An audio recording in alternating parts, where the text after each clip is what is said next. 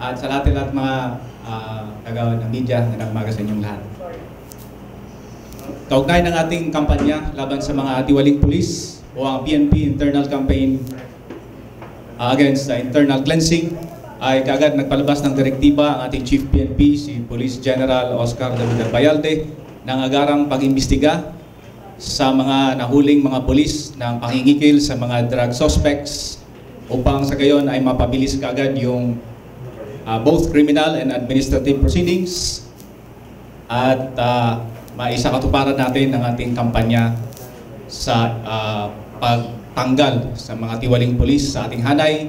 Sa ating mga kababayan, ang mga ganitong mga kasama natin sa PNP ay wala pong lugar dito sa PNP.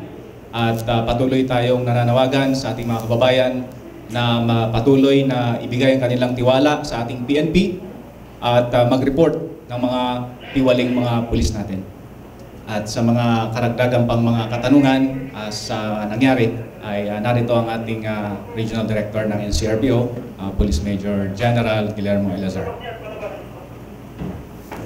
Maraming salamat, incoming Police Brigadier General Bernie Banap.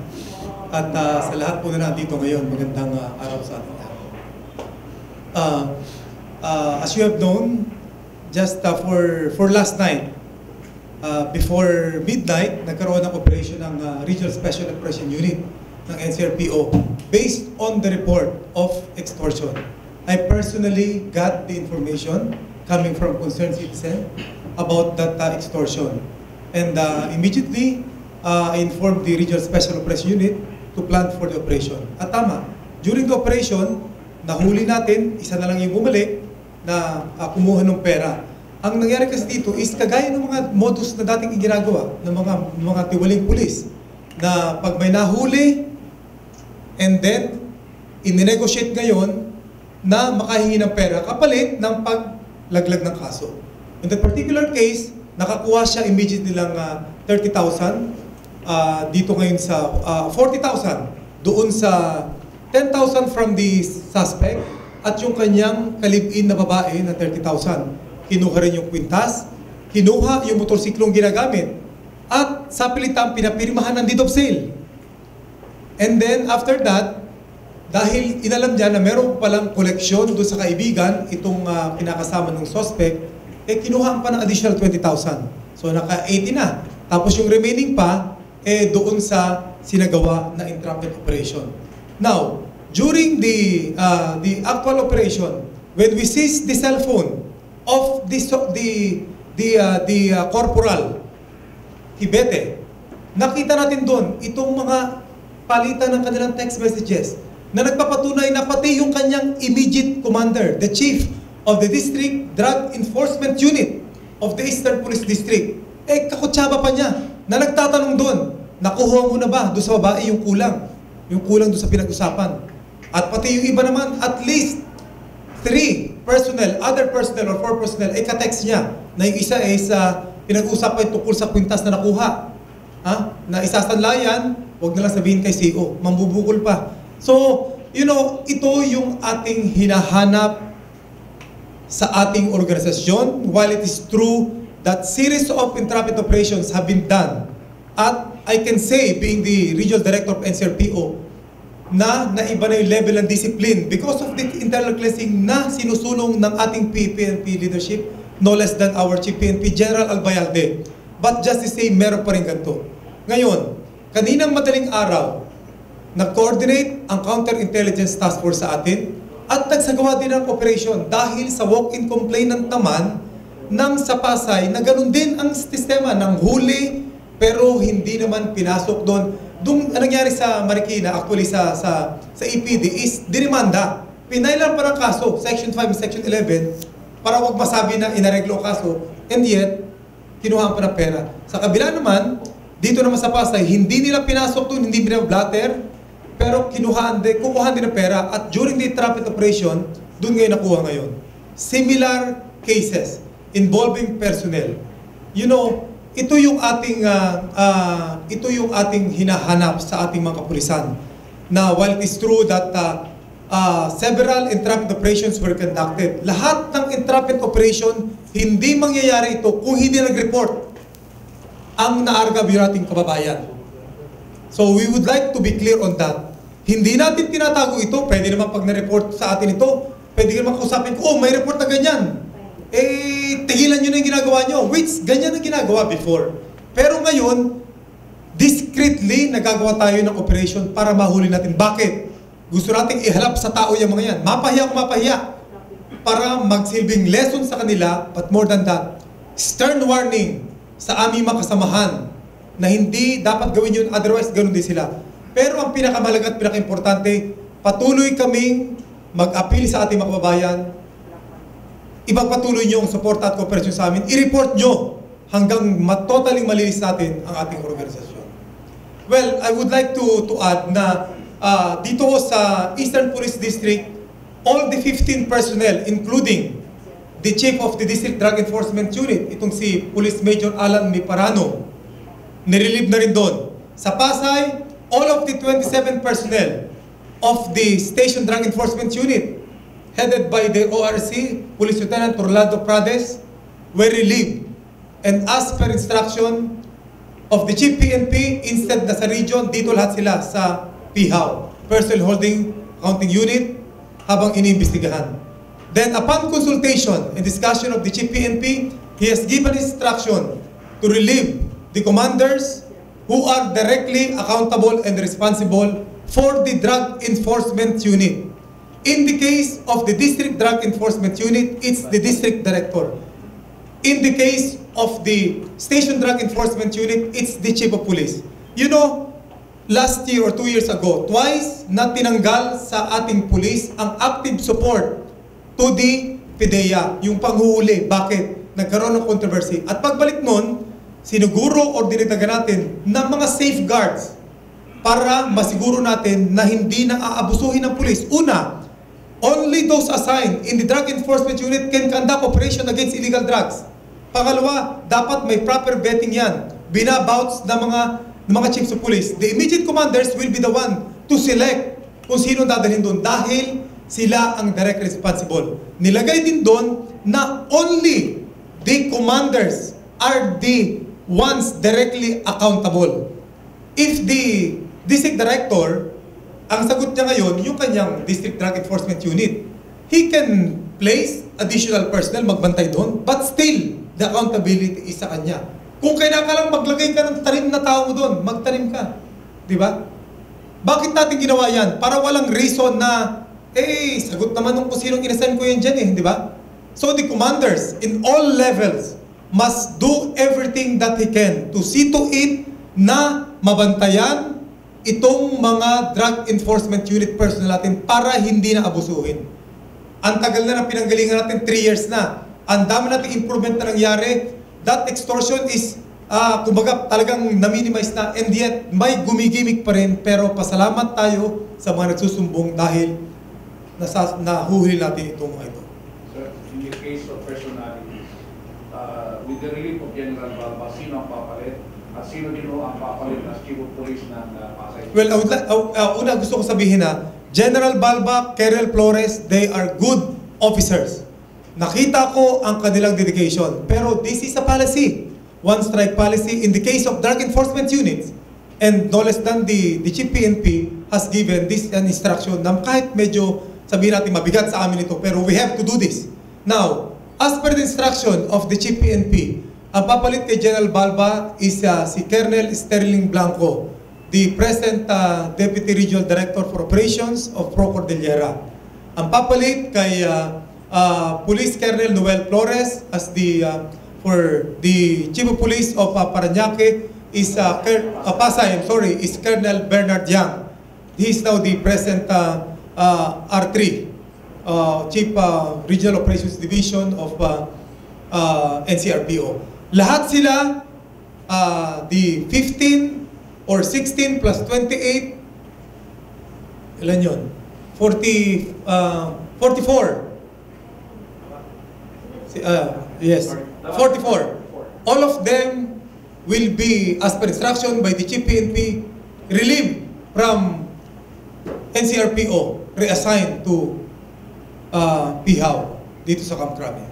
That is the instruction of the Chief PNP. Sir, medyo madami-dami yan. So saan natin kukuhanin yung replacement ng mga taong... Hahanap tayo. Gagawa tayo ng paraan.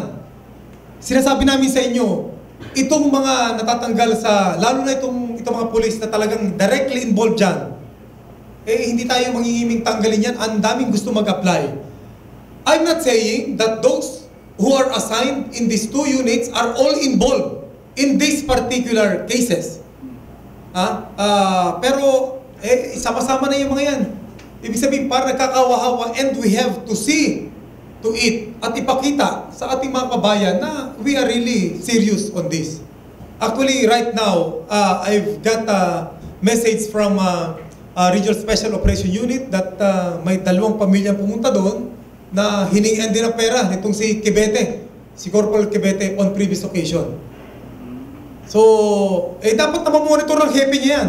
Alam nyo, lagi natin sinisisi, tinuturo natin itong mga patrolman natin.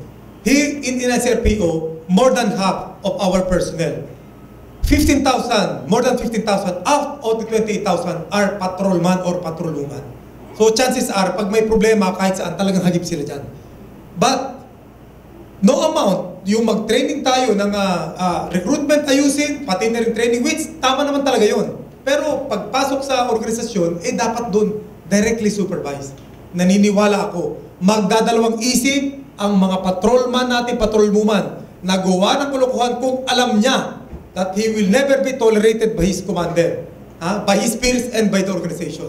So, yan yung nakita natin. Pero ngayon, we have gone a long way. Pero meron pa rin ganun, this is challenge for us. Hindi natin tinatalikuran. So, ang appeal ko na sa ating mga kababayan, please don't judge the whole organization regarding this. Itong mga lintik na uunti lang ito maliliit, na ito na gumagawa ng kalokohan, dapat hindi natin nahawa yung mas maraming pulis na nagsasakripisyo, nagsiservisyo para sa ating bayan. Sir, may comment lang na medyo heavy-handed daw yung ginawa. Alam mo, pag-accost doon sa police. Anong reaction mo doon, sir? Dahil alam mo, yung angle ng camera kasi, akala mo sinasampal. No. Tinitingala kong ganyan. Gusto kong makita eye to eye. Mga kinausap ko na yung mga yan Inikutan ko na yung mga yan Yung ganon. Hindi natin yan na dinibdiban. Kinikwelyuhan natin. Alam mo, itong mga ito, hindi pa natin pwedeng babyhin yan, pero hindi na natin pwedeng saktan. Hindi pa natin direct yung sinaktan niya, pinag-isquatras nga natin yan Pero, kayo ba naman, yan pa naman ang titingnan natin sa mga ganyan, di ba? Umiyak ko pawanhin kung medyo hindi ako nakapagtimpi at nailabas yung aking emotion, pero actually, itong mga tao ito, yan ang walang mga puwang dyan. So, hindi ko sinampal yan, hindi ko dinibdiban. Tinataas ko yung mukha niya, hindi ko rin sinabutan. Halos walang buhok nga di ba? Pero gusto kong makita ang mukha niya. Yung dinuro siguro, dinuro. Pero yung sinampal, hindi ko sinampal. Sinabunutan, hindi ko sinabunutan. Dinibdiban, hindi. Pero kwinelyuhan ko, tinangala ko mukha, at dinuro-duro ko, dapat lang. He deserve that. Ano babala mo pa? Ano sa mga pulis na nagbabalak pang gumawa ng mga katulad nito ang kakatulas ko lang? Hindi pa ba nakikita itong ganito? That even itong mga kaibigan namin na general na naandyan is marirelieve for that. So, mag-isip-isip ang ating mga pulis. The PNP leadership, the instruction of the Chief PNP, we are dead serious in implementing this internal cleansing. We have preventive, restorative, and punitive. So, tapos na yung mga pakiusapan na ganyan. Tagal-tagal na natin ganyan di ba? So, nakakasawa na rin ba? Ibig sabihin, hindi kami magsasawa, hindi kami magpagod sa trabahong ito, pero nakakainis na rin na paulit-ulit na nakikita sa iba, tapos magpapalusot pa rin, di ba? Sir, si Lieutenant Prades at saka yung Italiano, nakatakas sila. So, nasaan na po ito? At saka kung meron na yung gustong sabihin sa kanila, yes.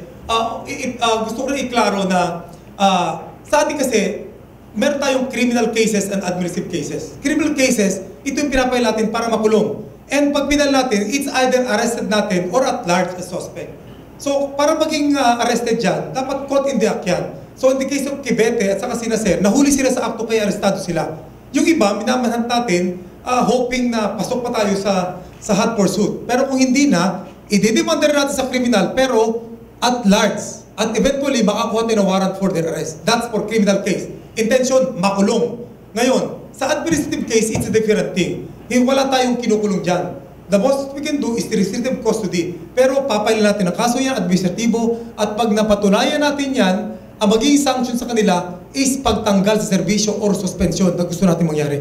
Meanwhile, habang nagka-undergo tayo ng administrative case o proceedings na mga yan, may sweldo pa rin yan. Yun ang nakakalungkot dun. Ha? Hindi sila sibak sa serbisyo yet, pero sibak na sila sa pwesto. But, gagawin natin ang kaya natin gawin para masibak sa serbisyo itong mga directly involved. But due process will be provided to them. Yung mga tumakas, mag-awol na lang kayo. Huwag na kayong bumalik para mas mapadali yung trabaho natin. At kung bumalik naman kayo, haharap kayo sa kaso. At saka, sa inyo, walang lugar kayo para sa PNP. Napakaraming gustong mag-apply ng PNP na i-accommodate namin. Kayo ang pinagtiwalaan, nilagay kayo sa Drug Enforcement Unit dahil personally picked by your commanders, district director, and chiefs of police para sirain ang tiwala. Una, tiwala ng commanders nyo. Isipin nyo, because of you, na-relieve itong mga hepe nyo. Di ba? At definitely more than that, yung tiwala ng tao na nagpapasweldo ng doble sa inyo. Sir, very unusual na general yung nasisipak sa pwesto sa ganitong klaseng kaso. What message are you trying to send here, sir? Una, kaya naman ginawa natin yun dahil meron tayong ganung policy. Iba ang laban sa illegal na droga kasi ibang kampanya. Kung nahuli sa extortion niya na hindi sa droga, hindi marirelieve itong mga chief of police or district director. Pero kung ang pinag-uusapan is drug enforcement unit na accountable diretso ang mga hepe.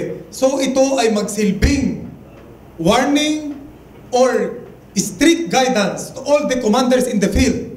Chiefs of police, station commander, district director, and myself as regional director. Bantayan namin yung sarili-sarili naming drug enforcement unit na ine-expect ng ating mga kababayan na magtatrabaho ng maayos.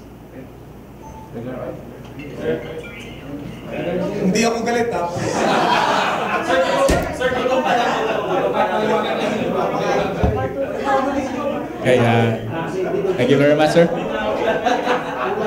Kulang para. Sir, Okay, ano more? Sir, yung Zambales lang, sir, yung viral video, ano na kung nangyayari lang ngayon, sir, sa verification? Okay, nais lang nating linawin na yung viral video na natagpuan sa Facebook ay ito'y naganap noong March 3 at ang insidente ay ang mga pulis natin ay gumagawa ng legitimate surveillance at gathering of information. Nagkataon na yung taong nakita ron ay nasalubong ng mga pulis natin at yung suspected na pusher ay kaagad na nanlaban, tinulak yung pulis natin at sinipa at tumakas papasok doon sa compound nila. So ang naabutan ng video actually ay yung hinabol na siya ng pulis dahil inassault niya yung kasamahan nating pulis. So nung pagdating doon sa loob ay hinuhuli na siya ng pulis. Sasalang yung pag-assault niya sa ating pulis. Kaya ang naabutan lamang ng video ay yung actual na. Subalit dahil ikinanlong siya ng kanyang mga kamag-anak ay umatras yung mga pulis natin at kumuha na lang ng backup sa police station. Pagbalik uli nila, wala na roon yung suspect na kanilang unang hinabol. Pero sir, is it usual that a police officer is not in uniform, they're covering their faces, and ayun, hindi nila masabi kung bakit nila hinuhuli yung tao? Ay, sinabi nila actually na inassault niya yung pulis natin. Dahil pinag-iuna, kaya siya nilapitan ng pulis dahil isa siya sa mga pinaghihinalaan na pusher doon sa lugar na yun. The uniform, sir. The uniform. Yung walang uniforme, civilian clothes na cover yung mukha.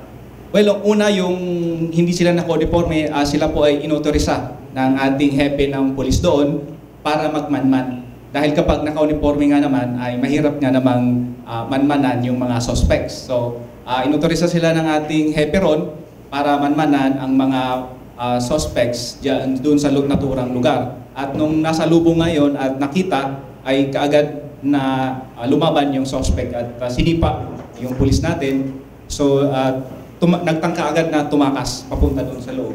Yun naman sa pagtakip naman ng mukha, yung pangalawang pulis na yon actually, siya na yung backup doon. Yung unang pulis talaga na humabol, na sinipa, hindi na siya nakunan.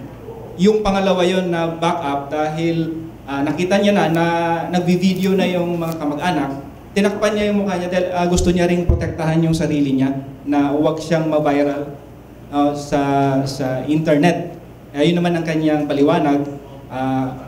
Unang-una, otorisado yung kanilang lakad, yung kanilang operation. Hindi niya ikinakaila yun. Pero yung actual na kinukunan siya ng video, yun lamang itinago niya yung mukha niya kasi ayaw nga niya na malantad yung mukha niya unnecessarily.